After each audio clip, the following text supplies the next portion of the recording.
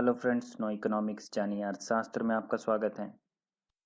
आज की वीडियो में हम बात करेंगे डब्ल्यू जे बॉमेल के ट्रांजैक्शन डिमांड फॉर मनी के बारे में, जिसे डिमांड फॉर मनी का इन्वेंट्री अप्रोच भी कहते हैं।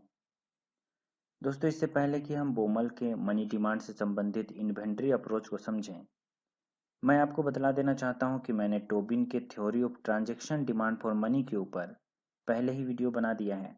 अगर आपने पिछला वीडियो नहीं देखा है तो उसका लिंक आपको इस वीडियो के डिस्क्रिप्शन में मिल जाएगा, या फिर यहाँ आप आई बटन पर क्लिक करके भी उस वीडियो को देख सकते हैं। मेरा ख्याल है कि आपको इस वीडियो को देखने से पहले उस वीडियो को जरूर देख लेना चाहिए। इसके साथ साथ आप इन दोनों टॉपिक्स के ऊपर हिंदी में लिखित आर्टिकल भी noeconomics.in वेबसाइट में पढ़ सकते हैं। चलिए अब बात करते हैं बोमल की inventory approach to transaction demand for money के बारे में। इसे हिंदी में बोमल का मुद्रा की मांग से संबंधित भंडार प्रबंधन का सिद्धांत कहते हैं। दोस्तों, बोमल की inventory approach to transaction demand for money को समझने से पहले हमें इस थ्योरी के पीछे का बेसिक आइडिया समझ लेना चाहिए। एक व्यक्ति जब अपने पास पैसा कैश के रूप में रखता है तो वह असल में उस इंटरेस्ट या ब्याज का त्याग कर रहा होता है जो उसे पैसे को कैश में ना रख के बैंक में रखने पर मिलता। इसे ही पैसे को बैंक में ना रखकर कैश के रूप में अपने पास रखने का अपॉर्चुनिटी कॉस्ट कहते हैं।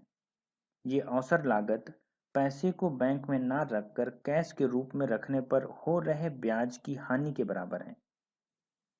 यानी जब एक व्यक्ति अपने पैसे को, जो उसे सैलरी या प्रॉफिट के रूप में मिला है, नकद के रूप में अपने पास रख ले, तो इसका मतलब होगा कि उसे उस पैसे को नकद के रूप में रखने के बदले कोई प्रतिफल या ब्याज नहीं मिल रहा है। लेकिन व्यक्ति अगर अपनी सैलरी या प्रॉफिट को नकद के रूप में ना रखकर बैंक में रख देता तो उसे पैसा बैंक में रखने पर उस पैसे के ऊपर कुछ ब्याज मिलता।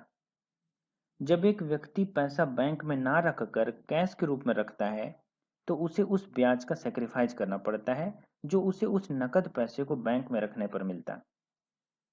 दोस्तों, व्यक्ति के इस सेक्रीफाइस को ही पैसा कैश के रूप में रखने का अपॉर्चुनिटी कॉस्ट या अवसर लागत कहते हैं। इसका मतलब है कि जब एक व्यक्ति पैसा कैश के रूप में रखता है तो उसे अवसर लागत उठानी पड़ती है जो उस ब्याज के बराबर होती है जो उसे पैसा बैंक में रखने पर मिल सकता था। अब एक सवाल यहाँ पर किया जा सकता है कि अगर एक व्यक्ति अपनी सारी सैलरी या बिजनेस पर मिला प्रॉफिट बैंक में जमा कर दे तो क्या होगा? क्या तब उसे कोई लागत नहीं उठानी पड़ेगी? तो दोस्तों, इसका जवाब है कि निश्चित रूप से तब उसे किसी तरह के ब्याज का त्याग नहीं करना पड़ेगा। इसका मतलब है कि तब उसे पैसा नकद के रूप में रखने के बदले जो अपॉर्चुनिटी कॉस्ट उठानी पड़ती थी, अब नहीं उठानी पड़ेगी। लेकिन हम जानते हैं कि हर व्यक्ति को दैनिक लेन देन के लिए, डेली एक्सपेंस के लिए कुछ ना कुछ कैश की जरूरत होती ही है। इसका मतलब है कि अगर एक व्यक्ति ने अपना सारा पैसा बैंक में रखा है तो उसे बैंक या एटीएम जाकर दैनिक जरूरतों के लिए थोड़ा कैश निकालना ही पड़ता है। लेकिन व्यक्ति को बैंक या एटीएम तक आने जाने में कुछ डायरेक्ट कॉस्ट भी वहन करना पड़ता है। उसे बैंक तक आने जाने में समय, इफर्ट और ट्रेवल एक्सपेंस खर्च करना पड़ता है।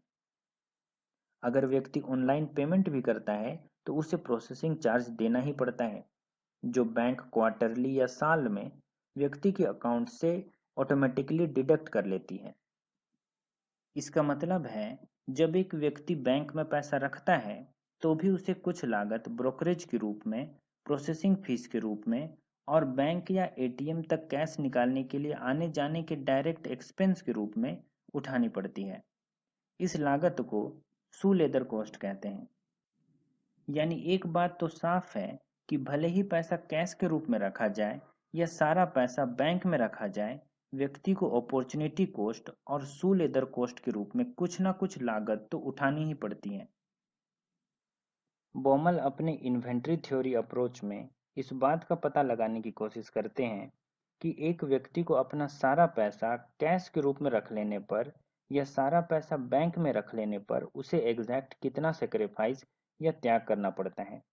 या फिर हम इसे इस तरह से भी कह सकते हैं कि बॉमल इस समस्या का हल करना चाहते हैं कि कैसे व्यक्ति अपने पास जरूरत के मुताबिक कैश मनी रख सके, जबकि उसे इसके बदले कम से कम लागत उठानी पड़े।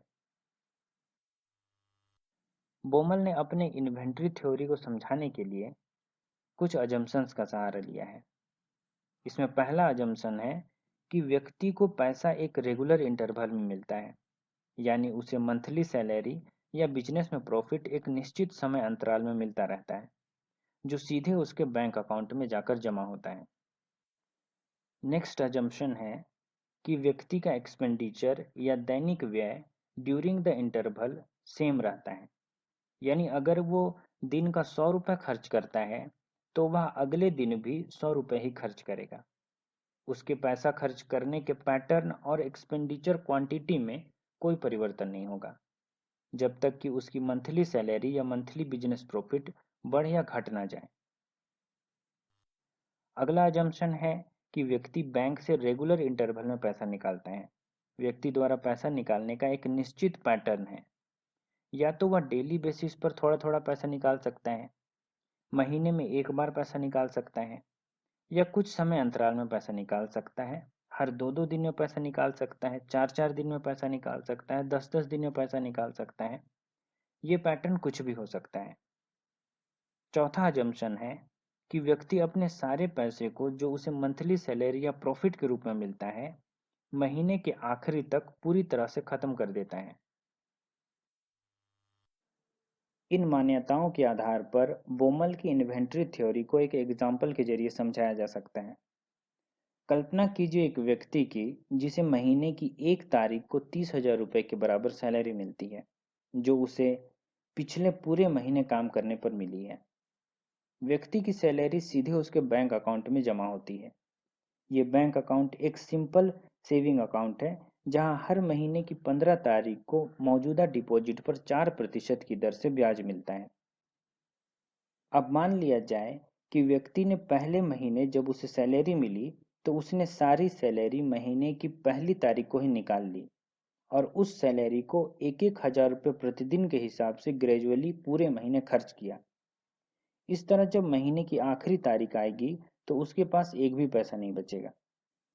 इस तरह पैसा खर्च करने पर उसे बैंक के बचत खाते में मिलने वाला 4% का ब्याज नहीं मिल सकेगा, क्योंकि बैंक से ब्याज तो उसे महीने की 15वीं तारीख को मिलता, लेकिन उसने पहले दिन ही सारा पैसा निकाल लिया। इसलिए उसे ना तो बैंक से ब्याज मिला और ना ही महीने की आखिरी में उसके पास कोई बचत रही। अब हम एक दूसरा सिनारियो देखते हैं। अब अगर मान लिया जाए कि व्यक्ति अपनी सारी सैलरी महीने की पहली तारीख को ना निकालकर उसे 2 भागों में बांट देता है। मान लिया कि महीने की पहली तारीख को वो 15,000 रुपये निकालता है और महीने की 16वीं तारीख को बाकी के बचे हुए 15,000 रुपये निकालता है। ऐसा करने पर उस व्यक्ति के अकाउंट में महीने की 15 तारीख तक 15,000 रुपये बचे रहेंगे, जिस पर उसे 4% का ब्याज मिलेगा, जो करीब 600 रुपये के बराबर होगा। ऐसे में अगर वह व्यक्ति महीने के 16वीं तारीख को जब अपनी सैलरी के बाकी बचे 15,000 रुपये निकालेगा, तब भी उसके पास बैंक के बचत खाते में 15वीं तारीख को मिला हुआ 600 रुपये का ब्याज बचा रहेगा।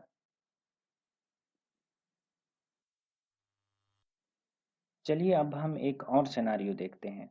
मान लीजिए कि व्यक्ति अपनी सैलरी महीने में 3 बार निकालता है। महीने की पहली तारीख को 10,000 रुपये, 11वीं तारीख को फिर 10,000 रुपये और नेक्स्ट बार महीने की 21वीं तारीख को फिर 10,000 रुपये निकालता है। ऐसा करने पर महीने की 15वीं तारीख को उसके पास बैंक के बचत खाते में 10,000 रुपये बचेंगे, क्योंकि उसने पहली तारीख को 10,000 रुपये, फिर 11वीं तारीख को फिर 10,000 रुपये निकाल लिया था। 30,000 सैलरी को 3 बराबर हिस्सों में बांटने पर उसके पास 15वीं तारीख को 10,000 रुपये बचता है, जिस पर उसे 4% के हिसाब से 400 रुपये के बराबर ब्याज मिलता है।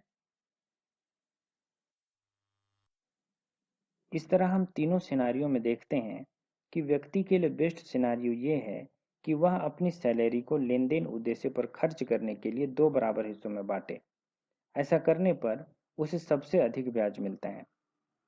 दोस्तों, इस उदाहरण का उद्देश्य यह बतलाना नहीं था कि व्यक्ति अपनी सैलरी को ट्रांजैक्शन पर्पस में इस्तेमाल करने के लिए कितने हिस्सों में बांटे, बल्कि बोमल के इस उदाहरण का उद्देश्य ये बतलाना था कि व्यक्ति को उसके लेन देन उद्देश्य के लिए रखे जाने वाले पैसे पर भी ब्याज मिलता है और वो उस लेन देन उद्देश्य के लिए रखे गए पैसे का प्रबंधन इस तरह से करता है जिसमें उसे अधिक से अधिक ब्याज मिले।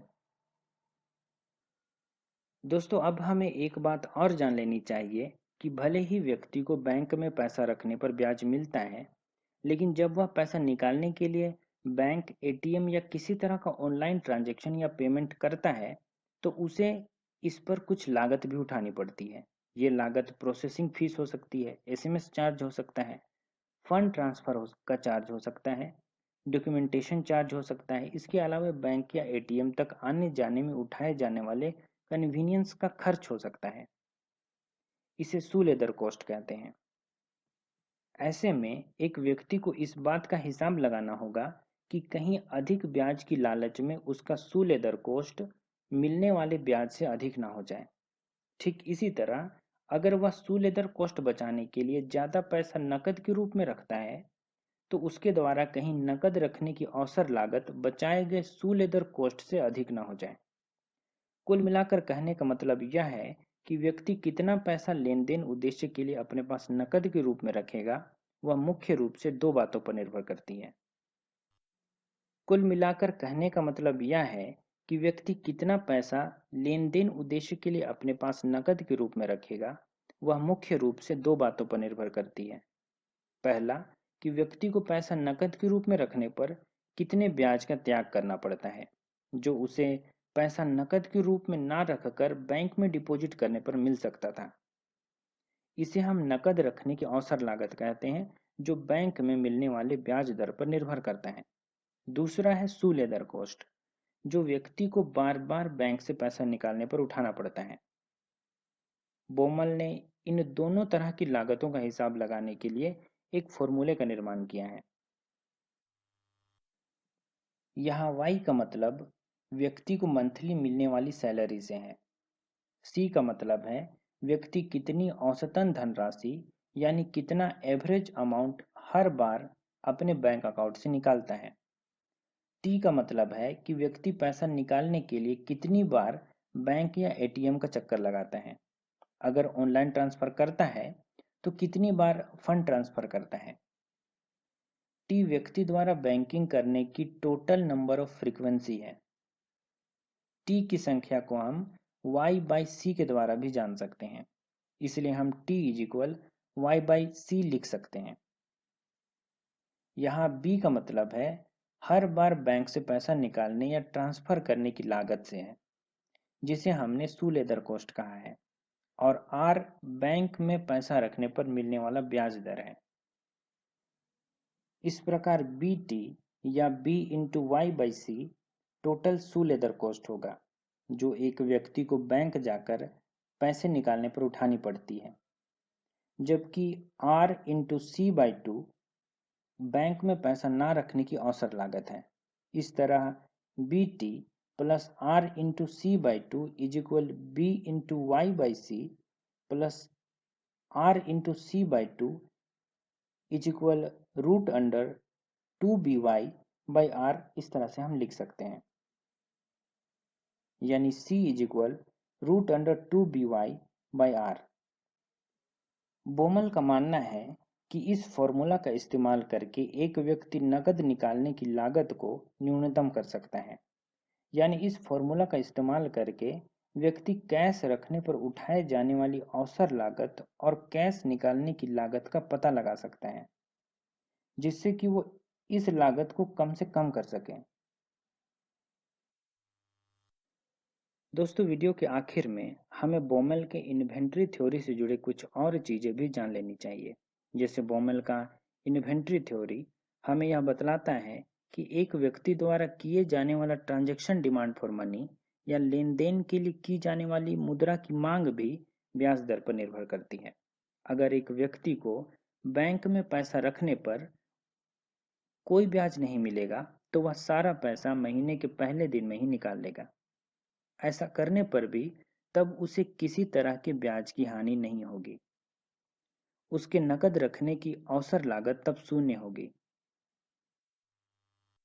लेकिन चूंकि बैंक के बचत खाते में पैसा रखने पर उसे ब्याज मिलता है, उसे पैसा नकद के रूप में रखने पर ब्याज के नुकसान के बराबर अवसर लागत उठानी पड़ती है, जो उसे लेन देन उद्देश्य के लिए पैसे को खर्च करने की उसकी बारंबारता या फ्रीक्वेंसी में कमी ला सकती है, या फिर उसे अपनी कैश इन्वेंटरी को मैनेज करने के लिए प्रेरित करेगा।